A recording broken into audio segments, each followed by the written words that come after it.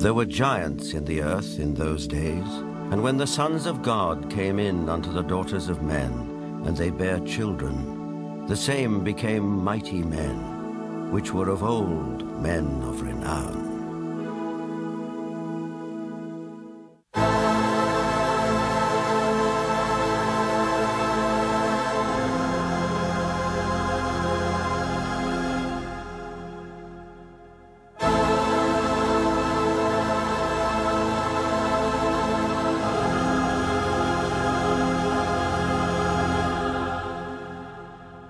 The Maya and Incas of South America believed a race of giants existed on Earth before the Great Flood.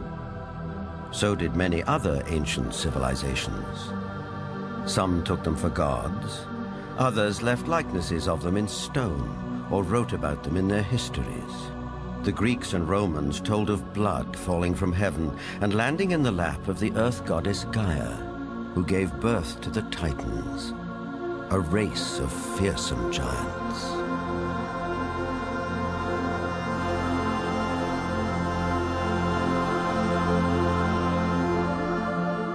Perhaps the most famous of all was Goliath, the Philistine, one of 5 giant brothers. Vendell Jones is an archaeologist with a style of his own. He spent a lifetime tracking down Goliath and the Ark of the Covenant, with which the Jewish holy book of the Midrash tells us the giant made off. Goliath thrashed his way through the Israeli soldiers, ran over and scooped the ark up on his shoulder, slew Pinchas and Hophni, and took the ark back to the camp of the Philistines. It was in this field, 15 miles southwest of present-day Jerusalem, that legend says Goliath was finally slain. Not by a giant warrior like himself, but by a puny boy, David, who, as this 9th century BC tablet indicates, would later become king of the Israelites.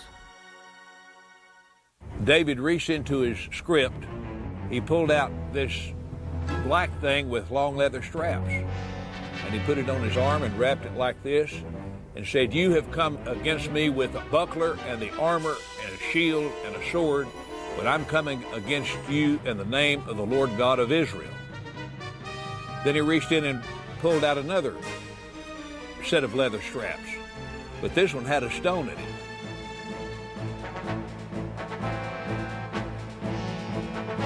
And like this, the shepherd boy cracked Goliath, stunned him. He didn't kill him. Goliath fell on his hands and knees. David ran over and took the sword of Goliath, this enormous sword that had killed Hophni and Pinchas.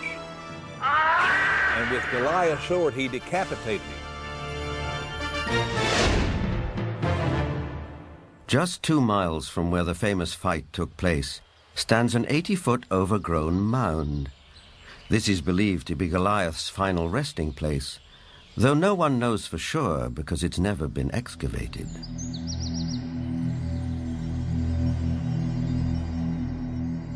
In the American Midwest, there are also many large mounds, which are said to be graves.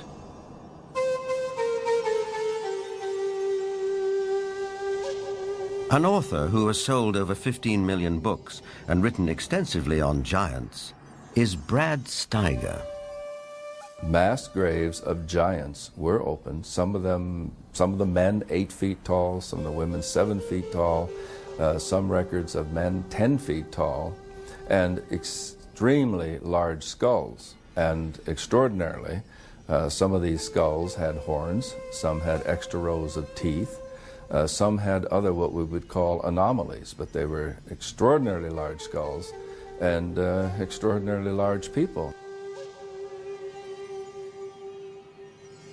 A maverick archaeologist who has long been fascinated by legends of American giants is David Hatcher Childress. A number of mounds in the Midwest in America were excavated starting in around 1850. And in many cases, they would find skeletons of people who were in excess of 7 feet tall. And in many cases, they had double rows of teeth as well as, in some cases, 6 fingers on each hand and 6 toes on each foot.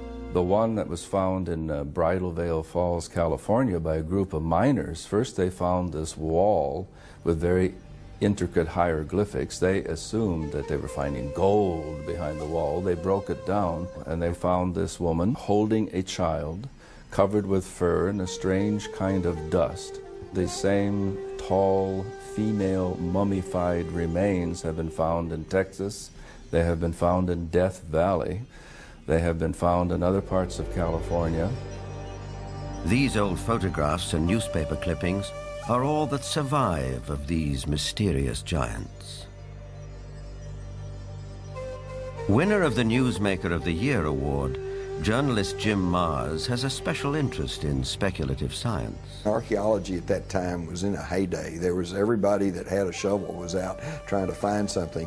But what's interesting is that the finding of these giant mummified bodies and giant fossils and bones, really you can't pin to any particular location. They were finding them in Greece, they were finding them in Italy, they were finding them in the Middle East, they were finding them in America.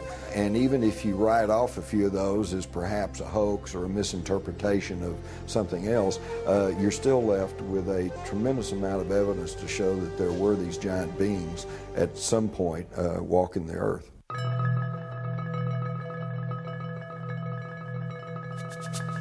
In 1912, ranchers started coming to this isolated cave near Lovelock, Nevada, to dig out bat guano for fertilizer. Inside, a surprise was waiting for them. They began excavating the 10 to 15 feet of guano that was here in this cave. They started discovering some unusual artifacts. They found duck decoys and baskets, other things for hunting and fishing in the nearby lake that's now drying up. But then they made some very unusual discoveries, and those were of red-haired giants that were mummified. These giants were 6.5 to 7 feet tall. In many cases, they were mummified, wrapped up like Egyptian mummies, and they had long red hair going down to their shoulders. The ranchers couldn't explain it. It was the strangest thing they'd ever seen. But the Paiute Indians who lived around here knew all about it. In fact, back in 1883, Sarah Winnemucca, a Paiute Indian princess, had written a book called Life Among the Paiutes. In that book, she talked all about the giant, red-haired people who used to live around this lake and live in this cave. She claimed they were cannibals. That tribe would eat the dead.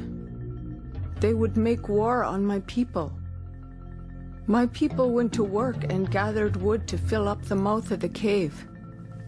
At last my people set it on fire and called out to them, "Give up or you will die." But no answer came. Now, one of the great mysteries of the West is what happened to these giants? There was nearly 60 skeletons brought out of this cave, but today they're nowhere to be found. Is it that there is some kind of archaeological cover-up that has occurred here? Something that concerns giants? Perhaps the entire story may be a rural legend, or like tons of buffalo bones, the remains may have been burned and used with the bat guano as fertilizer. Whatever the explanation, proof that there were giants here has disappeared. Yet at the same time, tantalizing clues to their existence can be found all over the world.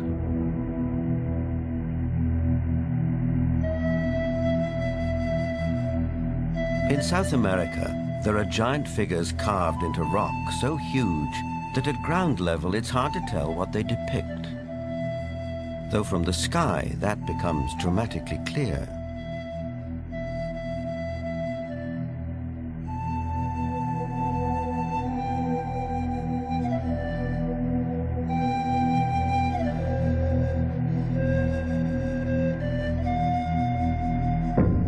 This one in Chile, known as Cerro Unitas, at over 300 feet high, is believed to be the largest representation of a human-like figure in the world. Who carved it and why remains a mystery.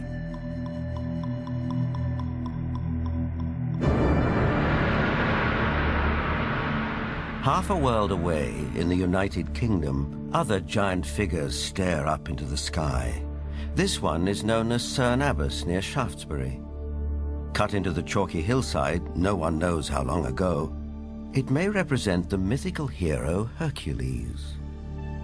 160 miles away, the Long Man of Wilmington, 280 feet from head to toe. It emerges from the English hillside like a giant god from another era.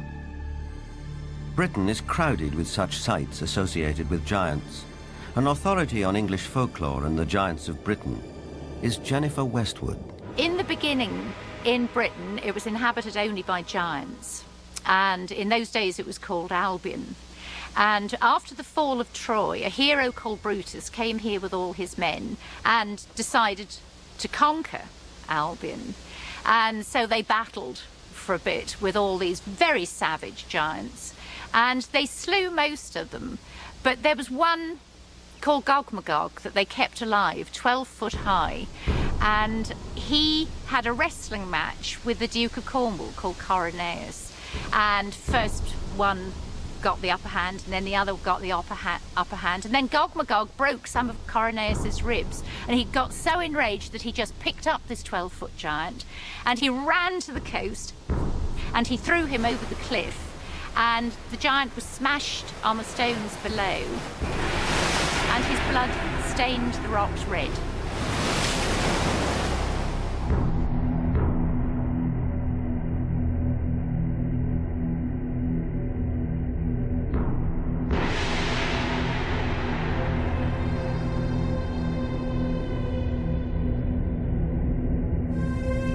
Giants also figure in the mythology of Stonehenge, arguably the most famous megalithic structure in the world.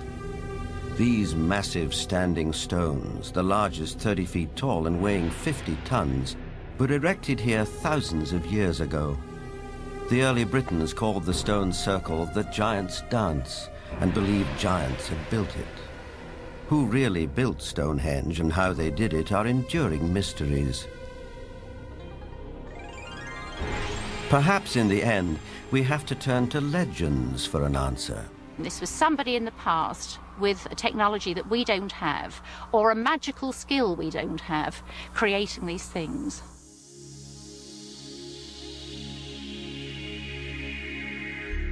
The spiral-shaped Gilgal Rephaim is situated in the Golan Heights, 50 miles from Damascus.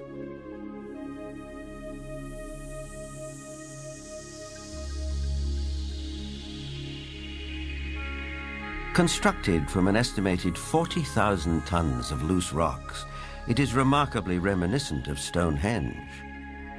Both have been dated at around 5,000 years old and have similar megalithic stones. And like Stonehenge, Gilgal is also said to be associated with giants. Only in this case, there's biblical text which seems to support the claim.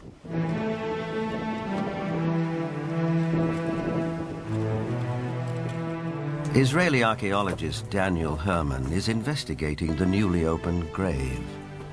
This is a tomb of someone obviously a very powerful man. Look at the size of the stone slabs used. This must have taken an enormous amount of time and effort to construct.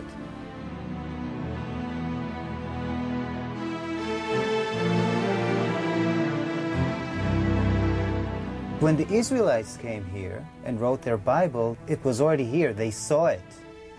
So they have documented the identification of the site by saying that this region was ruled by Og, king of the Bashan. Og is described in the book of Deuteronomy as, and I quote, "For only Og, king of Bashan, remained of the remnant of the Rephaim." Rephaim is Hebrew word for giants.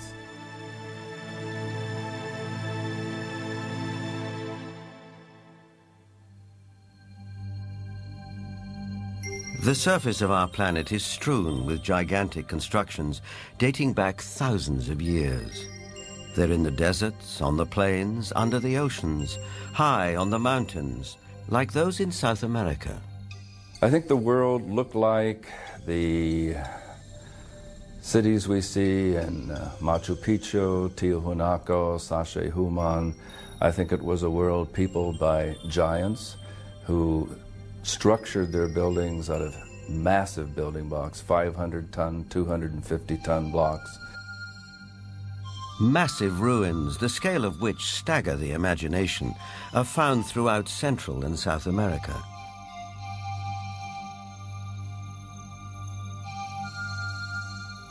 Even a skeptic might be tempted to ask, who could have built these architectural wonders, if not a race of giants?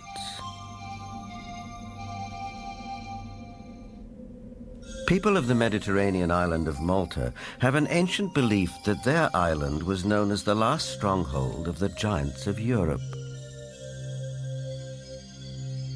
An explorer who has made a lifelong study of megalithic structures is the best-selling author of The Eyes of the Sphinx, Eric von Daniken. Malta has gigantic temples. They date really back to the past. Nobody knows exactly, but 5,000 years at least BC. And one of the temple in Gozo still today has the name the Temple of Giant, Gigantia, they call it there. A local legend says the temple was built by the giantess Sansuna. The blocks are so huge, so heavy, that no normal human being could have moved it. In Bolivia, only 30 kilometers from Lake Titicaca, there are gigantic stone platforms all over the place. The largest of it was once 29 meters long. Its weight has been calculated with 900 tons. Now, this is on a place where we are 4,100 meters high in the Andes, which means there are no trees, no wood, nothing. It is not possible to transport a 900-ton platform without any wooden rollers. Even with wooden rollers, it would be extremely complicated. So these facts are here. You can see them, touch them, photograph them, but there is no explanation for it. For sure, the pre-Inca Indians, the Aymara, were not able to move it. So what is it? What's the result? We don't know. On many places on Earth, we find structures which could be related or to ETs, to a technology which we do not understand, or to giants. ETs, giants, a secret technology? Believers take it in their stride. Here's the best-selling author of Architects of the Underworld, Bruce Rux. The architects are that race or those races who built all the megaliths in the old world, the pyramids, Stonehenge. They are the people who walked before us, the ones who inhabited this world before we did. We have called them gods. We have sometimes called them giants. They left their handiwork behind, and we have not been able to duplicate it. We've only reached the point now where we can really appreciate it. In Lebanon, 44 miles from Beirut, are the imposing ruins of Baalbek. There is mention of this place in the Old Testament's Book of Kings. Baalbek in particular is a very good example. That has the trilithon. Those are the largest stones in the world ever used for construction. They're so large we don't even know their actual weight. Those stones were somehow quarried, moved 5 miles, lifted 25, 30 feet in the air, and placed together so closely that you can't fit a razor blade or a piece of paper in between them. We have no idea how they did it. We don't have a crane in the world that can lift weights anywhere near what those things are. No one knows for sure, but according to Arab tradition, the earliest temples were built here after the Great Flood by a tribe of giants for the biblical king Nimrod.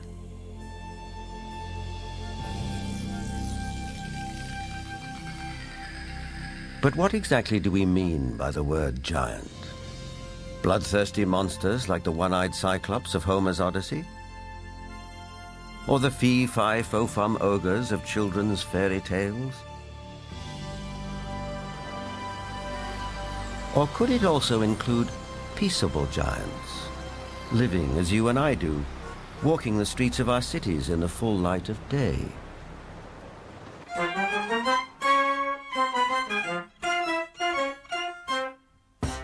There are really two kinds of people who could be considered giants. There are giants who are genetically programmed to be tall, people who are normal, but their genes mean that their genes lead them to be very, very tall. And then there are people who suffer from some kind of a disorder, the most common of which, or at least the most well-known of which, is acromegaly, which is a disease in which there is too much growth hormone produced. And acromegaly has a lot of effects on the body. It not only leads to excessively tall people, but it also leads to potential problems with the skeleton and potential problems with some of the organs inside.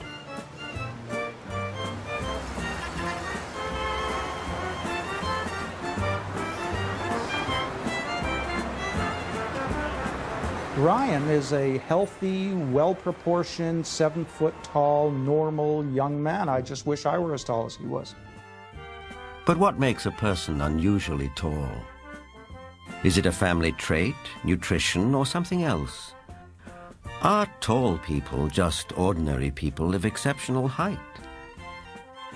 Certainly some tall people are giants in their profession, and if that happens to be basketball, they may be millionaires too. Genuine giants didn't always do so well. Here's Jack the Giant Killer presenting his latest capture to the king. Towards the end of the 19th century, this 9-footer was given to the Russian Tsar as a gift. For some of the vertically unchallenged, it was possible to make a modest living by displaying themselves in public. From there, it wasn't very far to the carnival freak show, which wasn't complete without one or more giants. Even after death, they could still draw a crowd. Anna Swan and her husband Martin, both 7.5 feet tall, went on tour as the world's tallest married couple. It probably took 2 storks to deliver their 24-pound newborn. Which brings us back to the question, where do they come from? Is it possible that in the dim and distant past, they can trace their ancestry to a race of giants? The Weizmann Institute's award-winning scientist, Dr. Marvin Antelman, believes he has the answer. If we all have genetic material from the first man, then it is not surprising to find here and there that you would have a giant existing among us today, because there would be a recessive gene that would produce such a person. The Watusi tribe, for instance, are very large. The median height for most of their males is close to about 7 feet. They're extremely tall. There are biblical references to even taller people who lived in ancient times. Rabbi Itzhak Mamostin of the Center of Jewish Studies in Vancouver, Canada. It seems quite clear because of the references in Genesis and later on the book of Numbers and also in Deuteronomy, which are all fairly consistent with each other, that there were gigantic beings that seem to stem from pre-flood era.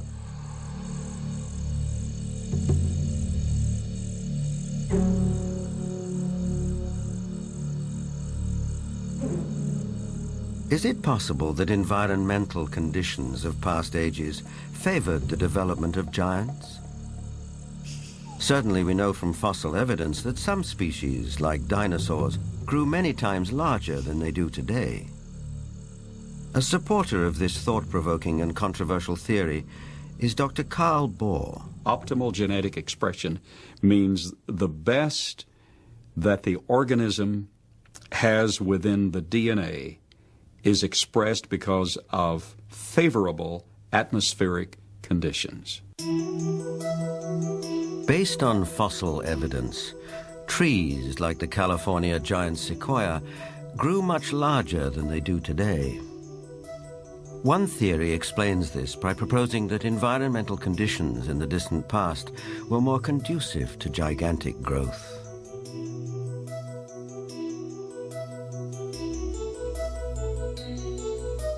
Under these described conditions, plants and animals would live longer, be much larger, and that's precisely what we find in the geologic column, in the fossil record. Plants were much larger. All living systems were larger. We have animals that today have an 8 or 9 foot stature with a 16 to 20 foot stature. We have insects such as the dragonfly. Today, the dragonfly has perhaps a 4-inch wingspan. In the fossil record, his counterpart, Meganeuropsis, had up to a 5-foot wingspan. Everything was larger in the past. I'm of the opinion that under better atmospheric conditions, people were living not only longer, but they were taller, much taller. Giants and dinosaurs could not exist today as they did in the past because the atmospheric conditions simply will not permit it. We had a greater ozone layer at the time prior to the flood. At the time of the flood, it was diminished to about 1/7 of what it was at that time, and therefore, life on this earth as we know it no longer has the same life expectancy as it did at the time of the flood. A thinning of the ozone layer means less protection from the ionizing radiation from space, and less protection for plants and animals. Being interested in Earth's original conditions, after 35 years of research on those parameters, I've attempted to reconstruct that context. And in so doing, I've had our engineers build a biosphere that doubles the atmospheric pressure, that increases the electromagnetic energy, that increases the ratio of oxygen, but not to the level of toxicity, that eliminates ultraviolet radiation, etc. And the experiments that we've run have been very gratifying.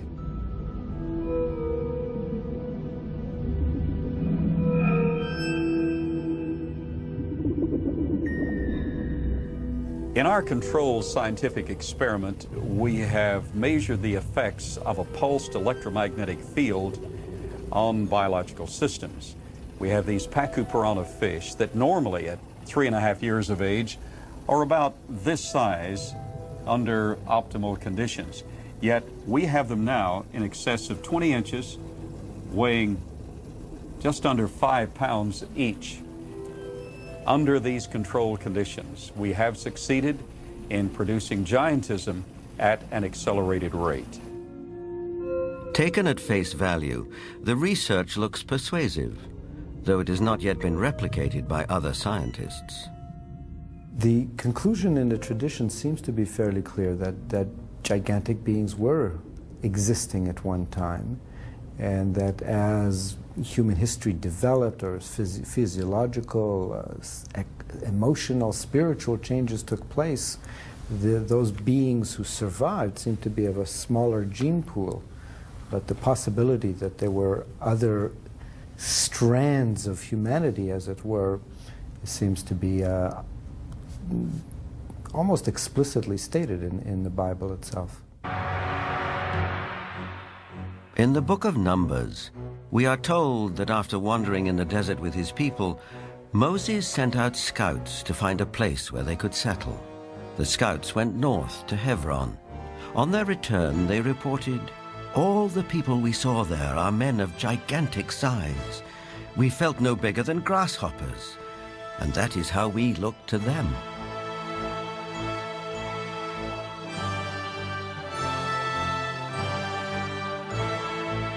The tribes continued northeast to Mount Seir, known today as Petra in Jordan. But that too, as mentioned in the Bible, had been settled by giants. Wherever they looked, it seemed they found the remnants of giants.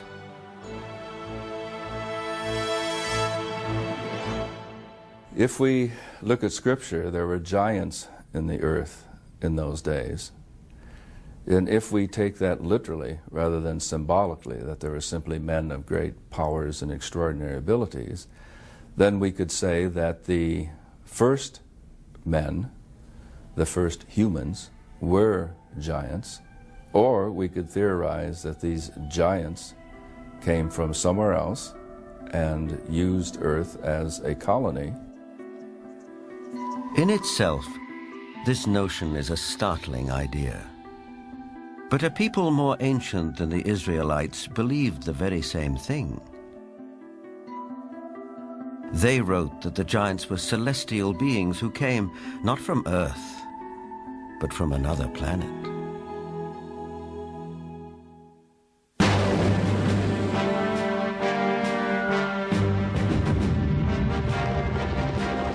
This is the battleground of the Gulf War.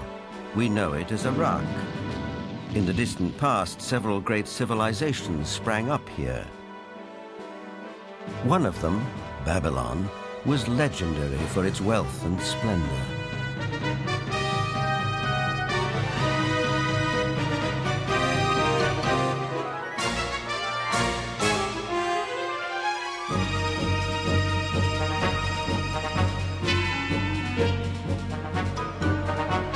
But long before Babylon, as long as 6,000 years ago, another remarkable civilization evolved. Its people were the Sumerians, who had an extraordinarily advanced culture. Their list of first just almost sounds like a whole list of our whole society. They had the first bicameral Congress, they had the first writing, they had the first school systems, and you just go on and on and on.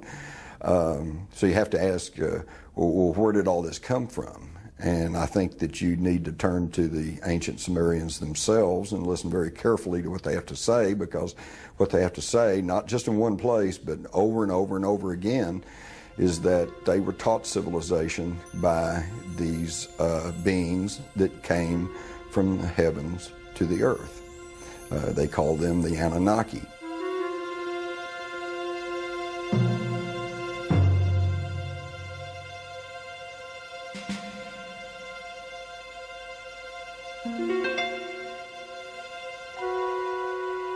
The Sumerians wrote down their history on clay tablets like these, which lay ignored in a Berlin museum for half a century.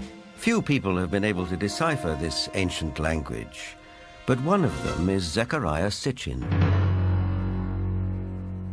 The writings and the pictorial evidence left behind by the Sumerians going back 6,000 years speak and depict people who came from another planet called Nibiru, and many of the depictions show them much bigger, at least by a third, perhaps more than the average human being, so they were giants. This Sumerian cylinder seal from a Berlin museum is astonishing for several reasons. First, it depicts our solar system with the sun at the center and the planets arrayed around it, a fact not known to European science till around 300 years ago. It also shows the planet Pluto, which we didn't discover till 1930. And amazingly, there's another planet, which the Sumerians called Nibiru, and believed that it was from where the Anunnaki, or celestial giants, came from.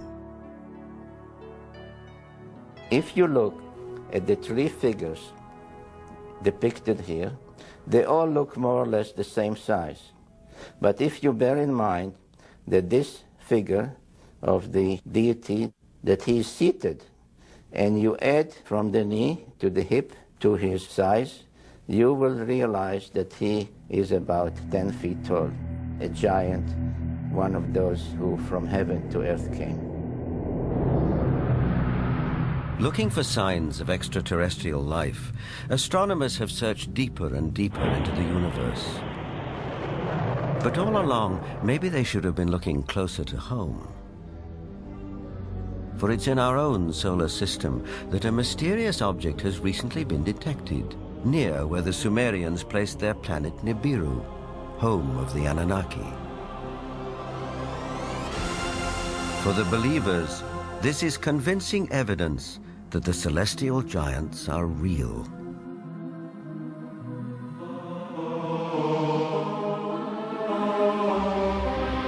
The ancient Sumerian text, just in a very broad overview, basically tell us that more than 400,000 years ago, that these Anunnaki came from space and landed on the earth in the Tigris-Euphrates Valley. They began to set up a colony that they called Eden. According to Genesis, Eden, or Eden, is where Adam was created from dust and Eve from one of his ribs. Others, however, have a more high-tech version of how human life began. In time, needing manpower, needing workers, jumped the gun on evolution using genetic engineering. They took the sperm of one of the Anunnaki, mixed that with the ovum of a primitive humanoid, probably one of these primitives that we are now finding archaeological remains of in Africa, the famous Lucy. And they produced a hybrid which eventually became Cro-Magnon or modern man. Legend has it that when the Anunnaki came back after several thousand years to see how their genetic handiwork had turned out, they found the Earth females irresistibly attractive. It starts in the Bible. There you can read, in the beginning at Moses, when the sons of the gods saw that the daughter of men were beauty, they took them to wife. Later, out of the body's womb, giants came. So destructive were these titans that the Anunnaki who fathered them decided to destroy them. The apocryphal book of Baruch even tells us how many giants were wiped out. The book of Baruch says, "Then the Lord created the great flood, destroyed all life, which then was on earth, including the 490,000 giants."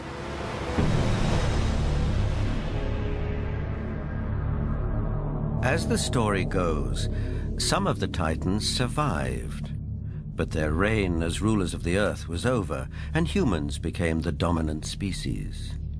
Still, the giants live on in memory, like something deep-rooted that comes from the beginnings of our existence. For some, this is far more than a simple memory. Perhaps they are the ones who report more and more encounters with giants emerging from UFOs. These believers will assure you that the Anunnaki or celestial giants are coming back.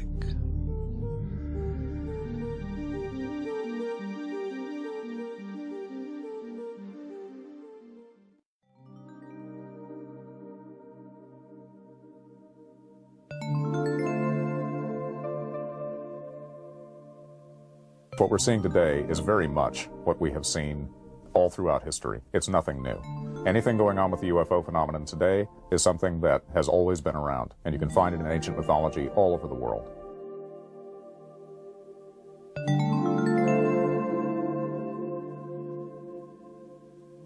We have the legends, and of course, in some cases, we have cave paintings of giant-looking beings and even footsteps. I would think something was in the past, and this something was much bigger than our normal earthlings. Were they indeed our fathers? They were the patriarchs who came before us, that all the legends refer to, the giants, the Olympians who lived before us.